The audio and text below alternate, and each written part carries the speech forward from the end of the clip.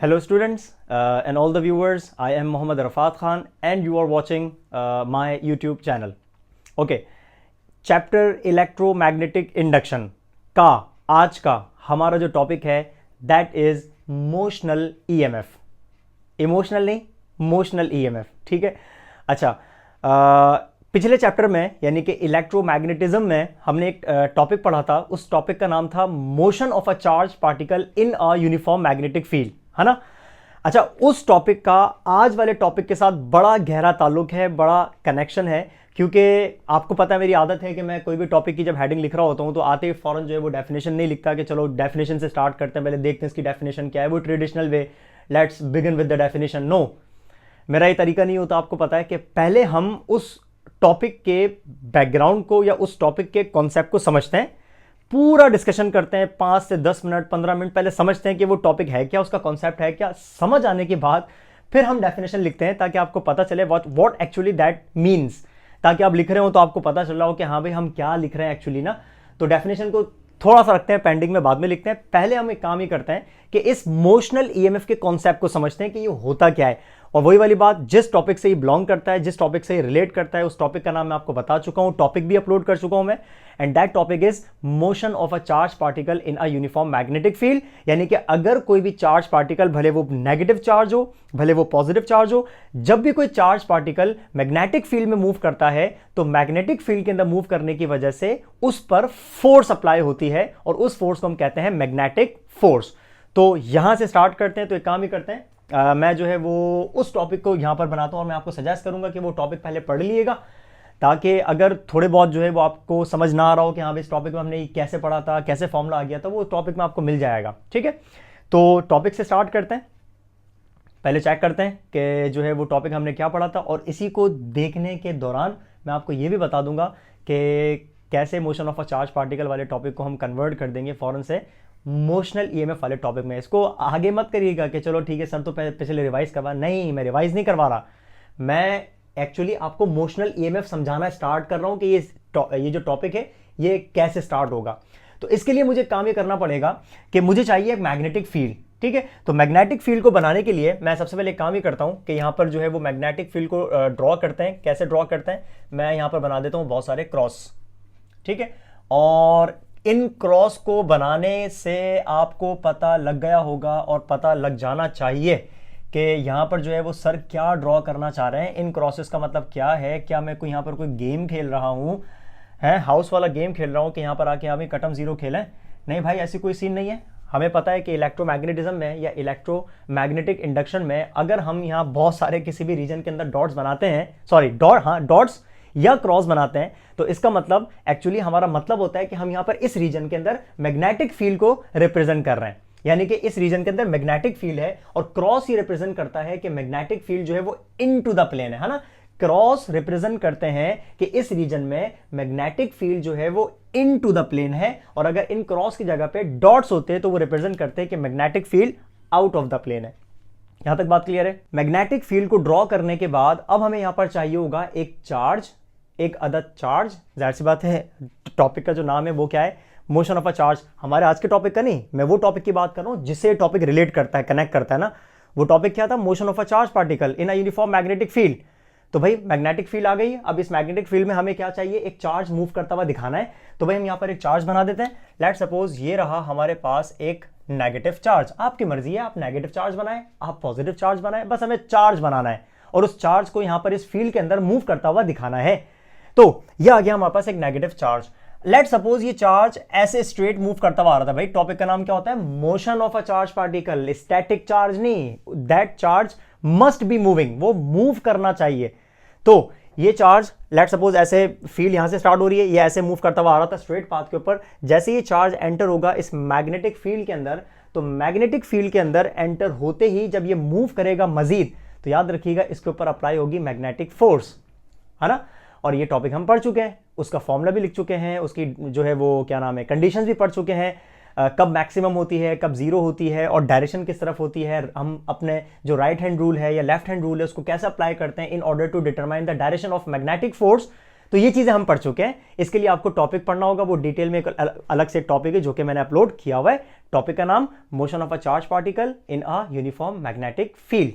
आगे चलते हैं। अच्छा, ये चार्ज मूव करता हुआ परपेंडिकुलर एंटर हुआ इस मैग्नेटिक फील्ड में। परपेंडिकुलर कैसे पता चल रहा है भाई जनाब? हमारे पास जो फील्ड है वो है क्रॉस, क्या शो कर रहा है? Into the field, sorry into the plane, into the plane field है। और ये चार्ज ऐसे हॉरिजॉन्टली एंटर हुआ, ये देखो ये इनटू द प्लेन है और ये चार्ज ऐसे एंटर हुआ, तो भाई क्या एंगल क्या बन रहा है? 90 डिग्री, यानी कि ये चार्ज परपेंडिकुलर मूव कर रहा है फील्ड के। और याद रखिएगा जब भी चार्जेस फील्ड के परपेंडिकुलर मूव करते हैं ना, तो याद रखिएगा उन चार्जेस के ऊपर सबसे ज्यादा फोर्स अप्लाई होती है, इसको हम कहते हैं मैक्सिमम मैग्नेटिक फोर्स।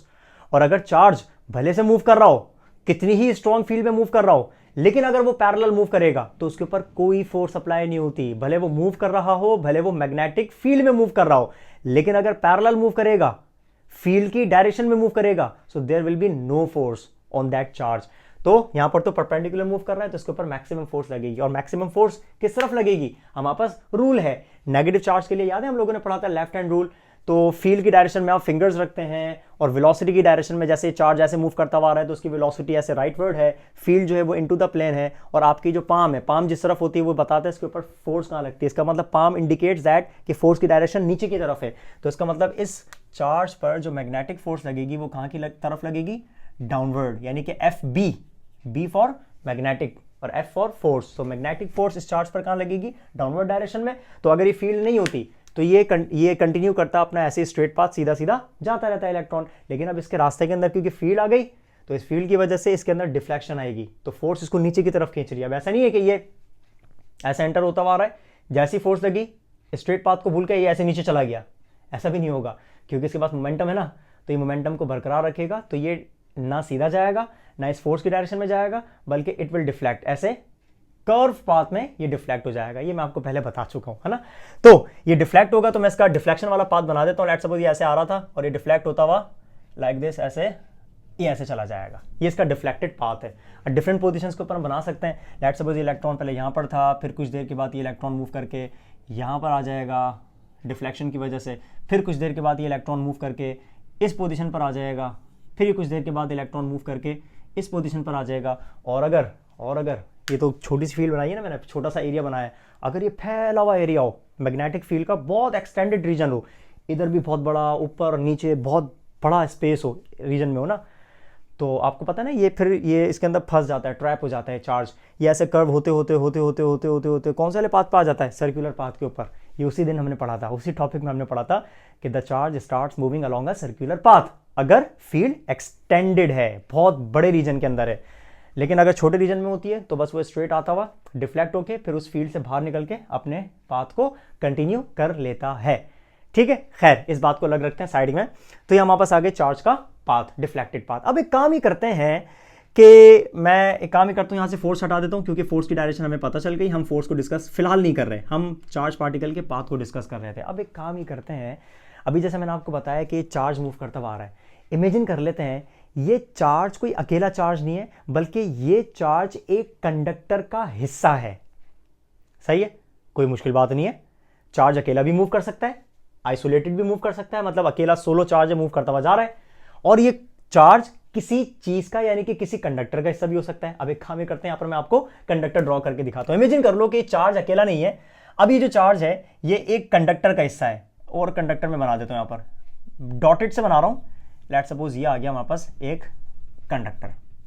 ठीक है, मैंने इमेजिन कर लिया ये एक कंडक्टर का हिस्सा है चार्ज, मतलब ये इलेक्ट्रॉन जो है ये कंडक्टर का इलेक्ट्रॉन है। अब मैं इस इलेक्ट्रॉन को अकेला मूव नहीं कर सकता। अब अगर ये कंडक्टर का इलेक्ट्रॉन है तो इसका मतलब मैं इस कंडक्टर को पकड़ के मूव कर रहा हूँ तो इनडायरेक्टली इलेक्ट्रॉन मूव कर रहा होगा। ऑब्वियस ही बात है ना भाई, ये इलेक्ट्रॉन कंडक्टर में है, कंडक्टर को मूव करोगे तो ऑब्वियस ही बात है, ऐसा होती है ना इलेक्ट्रॉन पीछे रह जाएगा कंडक्टर आगे चला जाएगा, नहीं ना, इलेक्ट्रॉन उसके अंदर है, उसका हिस्सा है। तो अगर मैं कंडक्टर को मूव कर रहा हूँ तो कंडक्टर के इलेक्ट्रॉन, इसका मतलब मैं इनडायरेक्टली इलेक्ट्रॉन को भी मूव कर रहा हूं। तो वो जो पहले मैं अकेला बता रहा था आपको कि अकेला चार्ज ऐसे मूव करता हुआ आ रहा था वो डिफ्लेक्ट हो गया। अब आप ये सोचो कि ये कंडक्टर को मैं हिला रहा हूं ऐसे अच्छा कंडक्टर नीचे नहीं जाएगा, इसको याद रखिएगा, कंडक्टर नीचे नहीं जाएगा, आप कंडक्टर को ऐसे सीधा मूव करेंगे। जब सीधा मूव करेंगे तो इसमें जो इलेक्ट्रॉन है ना, नेगेटिव चार्जेस, वो डिफ्लेक्शन की वजह से वो मूव करते हुए नीचे चले आएंगे, मतलब एक कंडक्टर के अंदर रहते हुए ऐसे इलेक्ट्रॉन नीचे की तरफ आ जाएगा। तो आप एक काम ही करते हैं, कंडक्टर की डिफरेंट पोजीशंस बना देते हैं। भाई पहले कंडक्टर यहां पर था, पहले यहां पर था, लेट्स सपोज मैं ऐसे मूव करता हुआ ला रहा हूं, फिलहाल कोई फील्ड नहीं है, इलेक्ट्रॉन अपनी जगह पे मौजूद था, ऐसे मूव करता हुआ ला रहा हूं।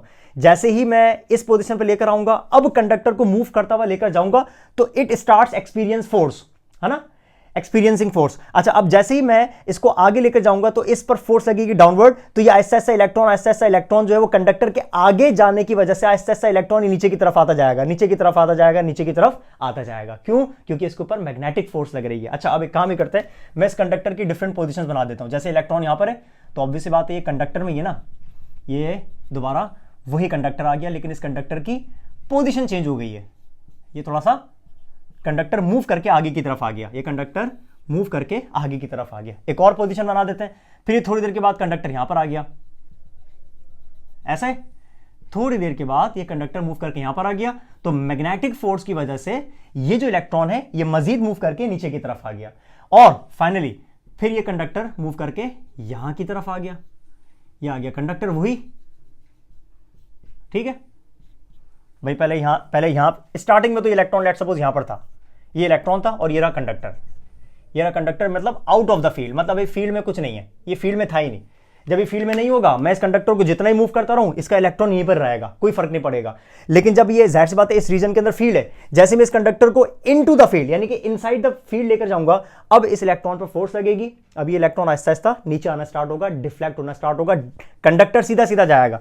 मतलब ये कंडक्टर पहले यहां था, फिर ये मूव करके और आगे आ गया, फिर मजीद मूव करके कंडक्टर और आगे जाएगा, फिर ये मजीद मूव करके कंडक्टर और आगे चला जाएगा। ठीक है, तो कंडक्टर के मूव करने की वजह से इनडायरेक्टली इसका इलेक्ट्रॉन यानी कि चार्ज मूव कर रहा है, और जैसे चार्ज मूव करेगा उस पर फोर्स लगेगी, फोर्स की वजह से वो चार्ज मूव करना स्टार्ट करेगा, अपनी पोजीशन चेंज करेगा। अब आप नोट करें, इस पोजीशन पर जब कंडक्टर था तो ये जो इलेक्ट्रॉन था, नेगेटिव जो चार्ज था, ये कंडक्टर के इस पॉइंट पर था। जब ये कंडक्टर इस पोजीशन पर आ गया मूव करके, तो अब आप नोट करो, वो जो इलेक्ट्रॉन यहां पर था वो मूव करके कहां की तरफ आ गया, नीचे की तरफ आ गया, यानी कि वो था अपर एंड पर, ऊपर वाले किनारे की तरफ। मूव करने के बाद जब ये कंडक्टर यहां पर आया, तो ये अपर एंड पर इलेक्ट्रॉन था, ये मूव करके कहां की तरफ आ चुका है, लोअर एंड की तरफ आ गया। ऐसा है। अब एक बात बताओ कि क्या इस कंडक्टर में ये सिर्फ अकेला इलेक्ट्रॉन होगा? नहीं ना, पता नहीं कितने सारे इलेक्ट्रॉन्स होंगे, कितने सारे नेगेटिव चार्जेस होंगे, ऐसा है ना। तो अब आप नोट करें, एक इलेक्ट्रॉन को छोड़ दो, अब एक इलेक्ट्रॉन नहीं, अब आप ये सोचो कि अगर कंडक्टर मूव करोगे तो कितने ही सारे यहां पर इलेक्ट्रॉन्स होंगे, कितने सारे इलेक्ट्रॉन्स होंगे, नेगेटिव चार्जेस होंगे, जो कि कंडक्टर के ऐसे मूव करने की वजह से, डिफ्लेक्शन की वजह से वो इलेक्ट्रॉन्स इस एंड को लीव करके इस एंड पर आ गए होंगे। और याद रखिएगा, नेगेटिव चार्जेस का एक जगह पर हो जाना, जमा हो जाना, इसका मतलब मैं कहूंगा कि इस कंडक्टर का ये वाला जो एंड है नेगेटिवली चार्ज हो जाएगा, क्योंकि मूव करने की वजह से, डिफ्लेक्शन की वजह से, मैग्नेटिक फोर्स की वजह से इसके नेगेटिव चार्जेस, तकरीबन जो नेगेटिव चार्जेस होंगे वो मूव करके इस वाले एंड की तरफ आ जाएंगे। इसका मतलब इस कंडक्टर का ये वाला एंड नेगेटिवली चार्ज हो जाएगा। और एक बात हमें और पता है, जहां से इलेक्ट्रॉन अपनी जगह छोड़कर आते हैं ना, तो वहां पर पीछे एक और चार्ज रह जाता है, उसको हम कहते हैं positive charge. Deficiency of electron gives the positive charge और excess of electron gives what? The negative charge। तो यहां पर इलेक्ट्रॉन्स ज्यादा जमा हो जाएंगे, इसका मतलब इस वाले एंड पर नेगेटिव चार्ज अपीयर होगा, और क्योंकि इलेक्ट्रॉन्स वहां से आ गए, नेगेटिव चार्जेस ऊपर से आ गए, यहां पर कमी हो जाएगी इलेक्ट्रॉन्स की, डेफिशिएंसी हो जाएगी। तो डेफिशिएंसी ऑफ इलेक्ट्रॉन्स की वजह से यहां पर कौन सा चार्ज अपीयर होगा? Positive charge. इसका मतलब इस कंडक्टर के दोनों एंड्स पर चार्ज अपीयर होगा, एक पर पॉजिटिव और एक पर नेगेटिव। और अगर कंडक्टर के दोनों एंड्स पर चार्ज अपीयर हो जाए, इसका मतलब इस कंडक्टर के एंड्स पर पोटेंशियल डिफरेंस पैदा हो गया, यानी कि ये वाला साइड हो गया पॉजिटिवली चार्ज, है ना, ये वाला साइड, ये वाला एंड इस कंडक्टर का पॉजिटिवली चार्ज और नीचे वाला एंड इस कंडक्टर का नेगेटिवली चार्ज। अगर ऐसा हो जाए, इसका मतलब इस कंडक्टर में पोटेंशियल डिफरेंस प्रोड्यूस हो गया, पोटेंशियल डिफरेंस इंड्यूस हो गया।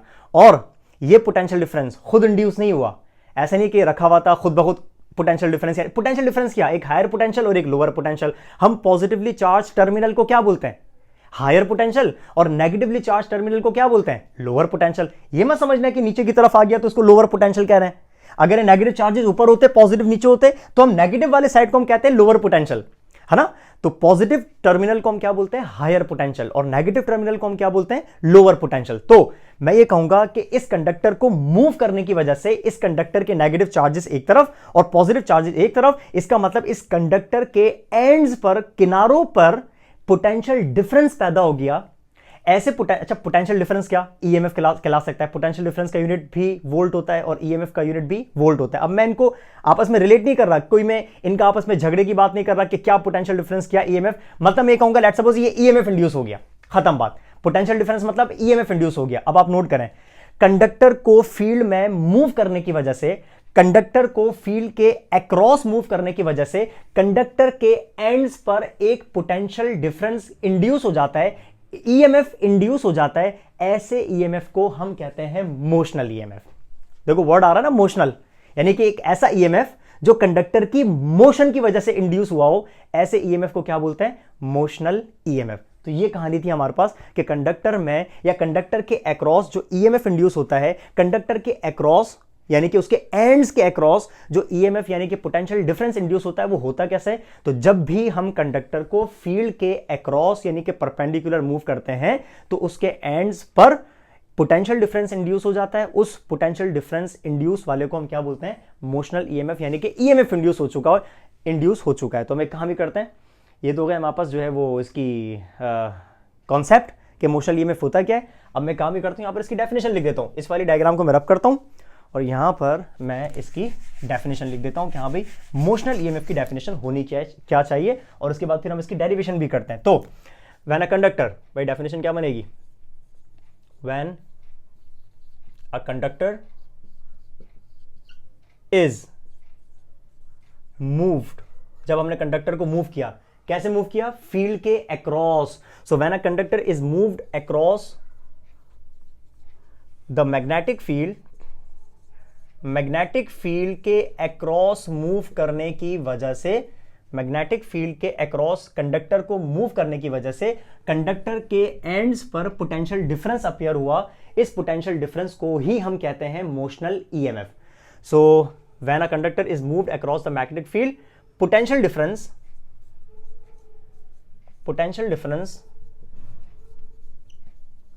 appears across its ends,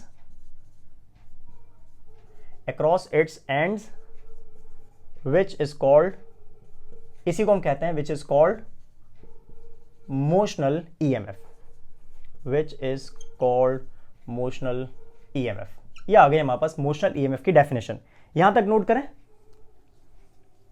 तो चलते हैं इसकी डेरिवेशन की तरफ कि आपको मोशनल ईएमएफ का फॉर्मूला ड्राइव करना है, हमें फॉर्मूला चाहिए मोशनल ईएमएफ का। तो फॉर्मूला कैसे बनेगा? चलते हैं डेरिवेशन की तरफ। देखें वही डायग्राम मैंने रब करी यहाँ पर, और इसकी जो है वो डायग्राम ही बना दी। वही मैग्नेटिक फील्ड है, वही कंडक्टर है, कंडक्टर जो है वो वेलोसिटी v के साथ अक्रॉस मूव करता हुआ मैंने दिखाया है, और इस कंडक्टर की जो है वो लेंथ है, लेंथ को हम रिप्रेजेंट कर देते हैं यहाँ से लेकर यहाँ तक, ये आगे कंडक्टर की लेंथ, ठीक है, L फॉर लेंथ कंडक्टर की। अच्छा अब एक काम ही करते हैं, यहां पर कॉन्सेप्ट लेकर आते हैं कि डेरिवेशन कहां से स्टार्ट की जाए। देखो चार्ज था, इलेक्ट्रॉन था, इस वाले एंड पर मूव करने की वजह से इस पर मैग्नेटिक फोर्स लगी, और फोर्स की लगने की वजह से ये चार्ज, नेगेटिव चार्ज एक एंड से मूव करके दूसरे एंड की तरफ जाके स्टॉप हो गया, मतलब यानी कि स्टोर हो गया, जो भी कहना चाहो। तो अब मैग्नेटिक फोर्स की वजह से चार्ज का डिस्प्लेसमेंट कवर करना, चार्ज का मूव करता हुआ जाना। हमने पढ़ा ना, किसी भी ऑब्जेक्ट पर या किसी भी पार्टिकल पर फोर्स अप्लाई हो और अगर फोर्स की वजह से वो डिस्प्लेस हो जाए, डिस्प्लेसमेंट कवर करे, तो यहां पर कॉन्सेप्ट आता है क्या? वर्क डन का। इसका मतलब इस चार्ज पर या इन चार्जेस पर क्या हुआ? वर्क डन हुआ। तो वर्क डन हुआ, और कौन सी फोर्स की वजह से? मैग्नेटिक फोर्स की वजह से। तो मैग्नेटिक फोर्स ने क्या किया? उस चार्ज को इस वाले एंड से मूव करवा के अलोंग द कंडक्टर, और कंडक्टर का ये जाहिर सी बात जो डिस्प्लेसमेंट कवर करेगा, ये कितना कवर करेगा? जितनी इस कंडक्टर की लेंथ है। इसका मतलब यहां पर जो चार्ज का डिस्प्लेसमेंट होगा वो कितना होगा? लेंथ ऑफ द कंडक्टर जितना। और फोर्स कौन सी है? Magnetic force. तो भाई फोर्स की वजह से डिस्प्लेसमेंट कवर हुआ, इसका मतलब चार्ज के ऊपर क्या हुआ? वर्क डन हुआ। तो हमारी डेरिवेशन का जो फर्स्ट स्टेप होगा वो यही होगा कि work done by the magnetic force on the charge is given by. तो लिखना स्टार्ट करते हैं, work done on the charge, और ये वर्क डन कौन सी फोर्स कर रही है? By work done on the charge by magnetic force. Magnetic force is हाँ भाई, वर्क डन का फॉर्मूला क्या होता है? वर्क डन का फॉर्मूला हमने पढ़ा हुआ है, क्या होता है? फोर्स इनटू डिस्प्लेसमेंट, यानी कि फोर्स को आप मल्टीप्लाई करें डिस्प्लेसमेंट के साथ, और यहाँ पर डी आता है, डी या एस आता है, लेकिन हमें पता है डिस्प्लेसमेंट किस फॉर्म में, लेंथ की फॉर्म में, तो यहाँ पर आ जाएगा फोर्स इनटू लेंथ। यानी कि अभी भी इसको कैसे रीड करोगे? Force into displacement. इससे कंफ्यूज मत होइएगा कि मैंने यहाँ पर जो है वो क्रॉस लगा दिया, सर वर्क तो जो है वो डॉट प्रोडक्ट, चलो यार हटा दो उसको, कंफ्यूज हो गया खामखा। मैंने यहाँ पर सिर्फ मल्टीप्लीकेशन शो की थी क्रॉस लगा के, तो इस क्रॉस का मतलब मेरा वो क्रॉस नहीं था। खैर, डिस्प्लेसमेंट और फोर्स का डॉट प्रोडक्ट, ठीक है। अच्छा, अब क्योंकि ये फोर्स कौन सी वाली फोर्स है? मैग्नेटिक फोर्स है, और हमारे पास मैग्नेटिक फोर्स का फॉर्मूला मौजूद है। क्या फॉर्मूला था? क्या पढ़ा था हमने फॉर्मूला टॉपिक के अंदर? QVB sin theta. तो let's put that formula here, क्योंकि मैग्नेटिक फोर्स का तो एक ही फॉर्मूला है, वही हम यहाँ पर पुट करने जा रहे हैं। तो भाई मैग्नेटिक फोर्स का अगर मैं यहाँ पर फॉर्मूला पुट करूं, so work done will be equal to F का मैग्नेटिक फोर्स का फॉर्मूला QVB sin थीटा, और मल्टीप्लाई के अंदर कौन है? ये आ गया डिस्प्लेसमेंट, यानी कि लेंथ की फॉर्म में, ठीक है। तो मैग्नेटिक फोर्स का फॉर्मूला याद रखिएगा क्या होता है, जिसको हम कहते हैं force on a moving charge in a uniform magnetic field. जब भी चार्ज मैग्नेटिक फील्ड में मूव करता है तो उस पर फोर्स लगती है, और कितनी लगती है? QVB sin theta. अच्छा, ये तो हो गया वर्क डन का हमारे पास फॉर्मूला। अगर आप चाहें तो इस लेंथ को जो है वो इनके साथ लिख सकते हैं, क्योंकि ये लेंथ फिजिकल क्वांटिटी है, तो यहां पर आ सकती है साइन थीटा वाला फैक्टर बिल्कुल एंड में आ सकता है। चाहो तो चलो इसको पहली फुर्सत में यहां पर कर ही देते हैं। W इज इक्वल टू, हम इसको ऐसे भी लिख सकते हैं, QVBL sin थीटा, खत्म बात। और इसको आप कह देते हैं इक्वेशन नंबर, इसको हम कह देते हैं इक्वेशन नंबर 1। इक्वेशन 1 क्यों कह रहे हैं? क्योंकि अभी ईएमएफ का फॉर्मूला बना ही नहीं है, हमें तो चाहिए ईएमएफ का फॉर्मूला, क्योंकि the topic which we are studying is motional EMF. So what we need is the formula for EMF. तो हमें ईएमएफ का फॉर्मूला चाहिए, जो कि ये नहीं है फिलहाल। अब मुझे यहां पर ईएमएफ का जो जनरल फॉर्मूला होता है अकॉर्डिंग टू डेफिनेशन, भाई ईएमएफ की डेफिनेशन क्या होती है? Work done per unit charge is called EMF. तो यहां से स्टार्ट करते हैं और ईएमएफ का फॉर्मूला बनाने की कोशिश करते हैं। सो EMF is written as, हाँ भाई, EMF का फॉर्मूला क्या होता है? Work done per unit charge, ऐसा है ना। अब हमें क्या करना है? यहां पर देखो वर्क डन ऑलरेडी हम लोगों ने ड्राइव किया हुआ है वर्क डन का फॉर्मूला। हमें क्या करना है? इस इक्वेशन 1 को इस वाली इक्वेशन में पुट करना है, यानी कि वर्क डन की जगह पे ये पूरी वैल्यू आ जाएगी QVBL sin थीटा। तो लेट्स पुट, सो यहां पर लिख देता हूं, put W, put the value of W, put the value of W from equation 1, यहां पर पुट करते हैं। So E for EMF is equal to W की जगह क्या आ जाएगा? Q, स्मॉल v है, याद रखिएगा, ये स्मॉल v है, स्मॉल v का मतलब वेलोसिटी याद रखिएगा, QVBL sin थीटा, और अपॉन में ऑलरेडी कौन है? यहां पर आ गया Q, ऊपर वर्क डन का फॉर्मूला और नीचे ऑलरेडी Q था। सो work done per unit charge is called EMF।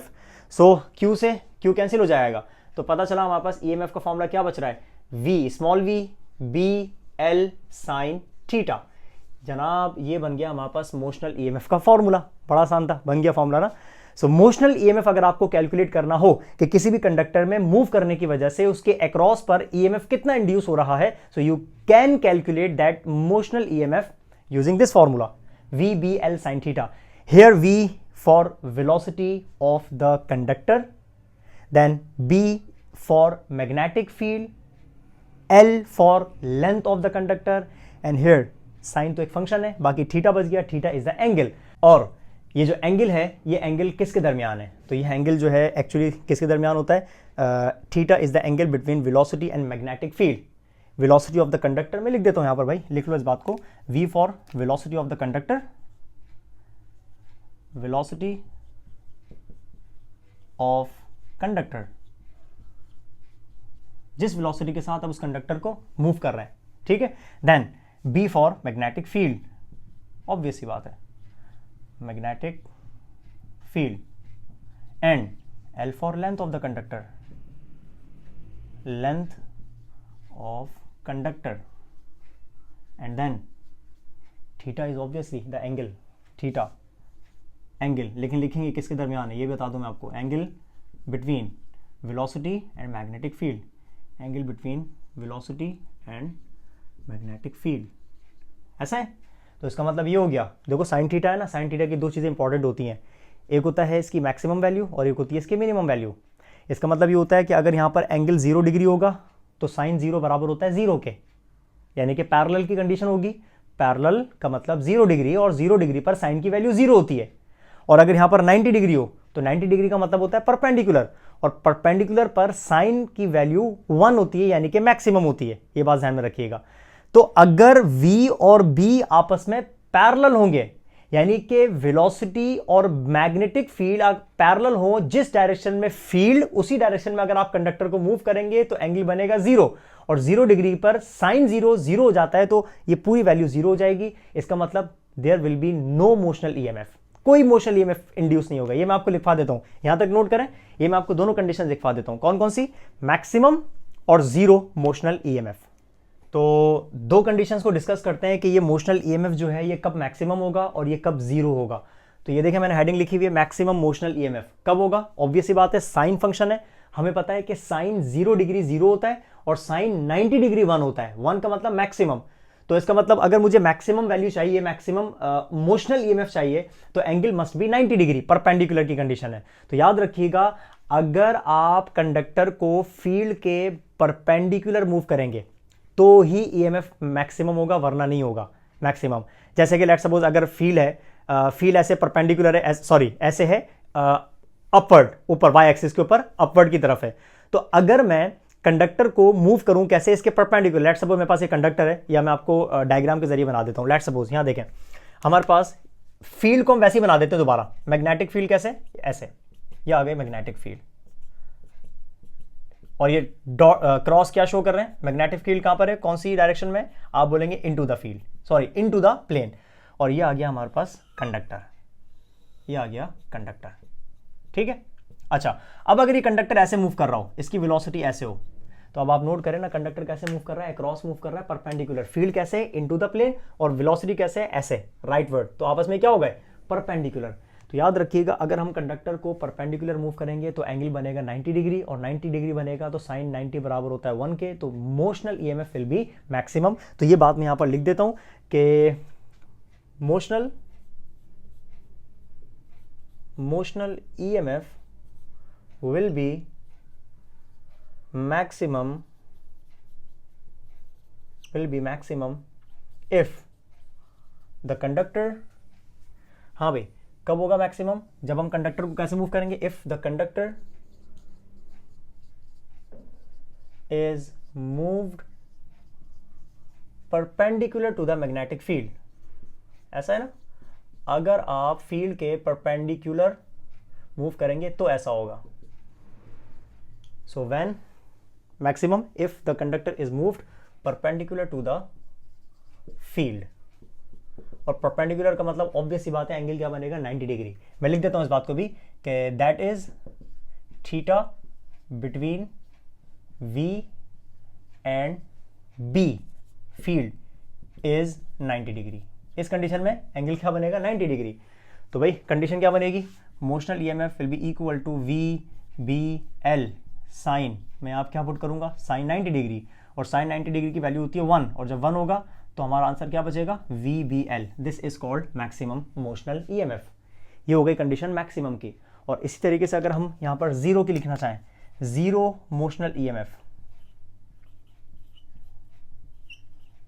0 motional EMF, तो 0 मोशनल ईएमएफ के लिए हमें कंडक्टर को फील्ड के अलोंग मूव करना होगा, यानी कि मुझे यहां पर चाहिए 0 डिग्री। तो जिस डायरेक्शन में फील्ड हो, अगर हम कंडक्टर को भी उसी डायरेक्शन में मूव करें, लेट्स सपोज ये हमारे पास कंडक्टर है और ये हमारे पास, मैंने ये जो फिंगर जिस तरफ पॉइंट कर रही है इसका मतलब फील्ड इस डायरेक्शन में, तो ये कंडक्टर है। अगर ये फील्ड इस तरफ है और अगर मैं इस कंडक्टर को ऐसे मूव करूं, ये देखो ऊपर की तरफ जा रहा है और फील्ड भी ऊपर की तरफ है, तो मैं जितनी तेज मूव कर लूं इसको, इसमें कोई ईएमएफ इंड्यूस नहीं होगा। इसी तरीके से यहां पर फील्ड कहां पर है, इनटू द प्लेन, फील्ड कहां की तरफ है, ऐसे इनटू द प्लेन, इस डायरेक्शन में इनटू द प्लेन। तो अगर मैं इस कंडक्टर को ऐसे into the plane, out of the plane, क्योंकि जेड एक्सिस पर फील्ड है ना, तो अगर जेड एक्सिस पर फील्ड होगी और अगर मैं इस कंडक्टर को भी जेड एक्सिस पर मूव करूं, जितनी तेज मूव कर लूं और जितनी स्ट्रॉन्ग फील्ड में मूव कर लूं, इस कंडक्टर में कोई ईएमएफ इंड्यूस नहीं हो सकता, याद रखिएगा। तो मोशनल ईएमएफ के इंड्यूस होने के लिए लाजमी है कि वो किसी ना किसी पर्टिकुलर एंगल पर मूव करे, भले 90 डिग्री ना हो लेकिन 0 डिग्री भी ना हो। 0 डिग्री पर मूव करेगा तो ईएमएफ इंड्यूस नहीं हो सकता, खत्म बात। तो इस बात को हम यहां लिख सकते हैं कि motional EMF will B 0 motional EMF will be 0 if the conductor is moved parallel to the field, parallel to the field। यही बात लिखी ना हम लोगों ने, बस यहां पर परपेंडिकुलर था, यहां पर पैरेलल आ गया। और आगे लिख सकते हो आप ब्रैकेट में, इस बात का मतलब क्या है, that is theta will be 0 degree. और जब 0 डिग्री होगा तो ऑब्वियस सी बात है, अगर हम फॉर्मूले के अंदर 0 डिग्री पुट करेंगे तो साइन 0 0 होता है, तो पूरा फॉर्मूला क्या हो जाएगा, खत्म हो जाएगा। खत्म हो जाएगा इसका मतलब ईएमएफ की वैल्यू क्या आ जाएगी, 0 आ जाएगी। समझ रहे हैं बात? तो यहां तक नोट करें, तो मैं लिख देता हूं भले इस बात को। तो इसके फॉर्मूले को हम कैसे लिखेंगे, फॉर्मूला तो सेम ही है मोशनल ईएमएफ का। अभी हम लोगों ने ड्राइव किया कि V B L sine theta था, थीटा की जगह पे क्या आ जाएगा, 0 डिग्री आ जाएगा। और हमें पता है कि साइन 0 डिग्री की वैल्यू 0 होती है, तो जब यहाँ किसकी वैल्यू 0 पुट करेंगे तो 0 multiply by anything will be equal to 0। खत्म बात। इसका मतलब अगर कंडक्टर को आप मूव करेंगे परपेंडिकुलर, यानी कि अगर V और B के दरमियान एंगल 90 डिग्री होगा, परपेंडिकुलर होंगे दोनों आपस में, तो EMF विल बी मैक्सिमम होगा।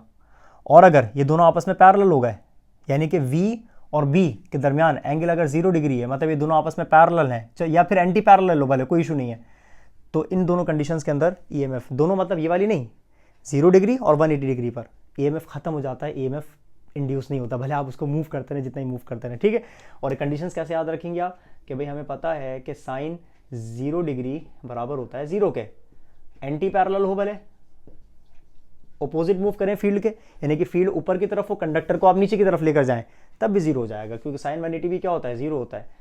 अगर आपको सबसे ज़्यादा चाहिए तो 90 डिग्री होगा, तो आपको मैक्सिमम वैल्यू मिलेगी 1। तो ये दोनों तो जाते हैं 0, और इसका मतलब क्या हो जाता है, ये हो जाता है मैक्सिमम। तो ये था हमारे पास आज का टॉपिक, और टॉपिक का नाम था मोशनल ईएमएफ। कंडक्टर के फील्ड में मूव करने की वजह से जो ईएमएफ पैदा होता है, जो ईएमएफ इंड्यूस होता है, ऐसे ईएमएफ को हम कहते हैं मोशनल ईएमएफ। कॉन्सेप्ट पढ़ा, डेफिनेशन लिखी, डेरिवेशन करी कि how to determine, how to calculate the magnitude of the motional EMF, formula बनाया है, फॉर्मूला ड्राइव किया ये वाला V B L sine theta. और इसके बाद इसकी दो कंडीशंस देखी, कब मोशनल ईएमएफ मैक्सिमम होता है और कब ये 0 होता है। याद रखिएगा इसकी दोनों कंडीशंस, क्योंकि इसके बाद जो हमारा नेक्स्ट टॉपिक होगा, and that will be one of the most important topics in electromagnetic induction, and that is AC generator, alternating current generator. तो उस जनरेटर वाले टॉपिक के अंदर, AC जनरेटर वाले टॉपिक के अंदर भाई इसका बड़ा काम है, याद रखिएगा। उस AC जनरेटर को समझने के लिए, उसकी जो डायग्राम्स बनती हैं उसको समझने के लिए, ये मैक्सिमम मोशनल ईएमएफ और 0 मोशनल ईएमएफ का बड़ा रोल है। तो वहाँ पर मैं आपको फिर दोबारा से पॉइंट आउट करवाऊंगा कि जब मैं वहाँ पर वो ये इसका जिक्र आएगा ना, तो मैं आपको बताऊंगा, हाँ भाई याद करो, हमने पढ़ा था, तो यहाँ से पढ़ के आइएगा। तो ये ध्यान में रखोगे तो यहाँ पर उसको आप उस AC जनरेटर वाली कंडीशन में, इस कंडीशंस को हम वहाँ पर अप्लाई करेंगे। तो उम्मीद करता हूँ कि मोशनल ईएमएफ वाला टॉपिक आपको क्लियर हो गया होगा, ठीक है। तो वीडियो को लाइक करें, शेयर करें, कमेंट करें, और हमेशा खुश रहें, ख्याल रखें अपना, जुग जुग जिएं। मेरी दुआएं आपके साथ हैं और आपकी भी दुआएं मेरे साथ हैं। मिलते हैं नेक्स्ट वीडियो में, तब तक के लिए अपना ख्याल रखिएगा। Thank you.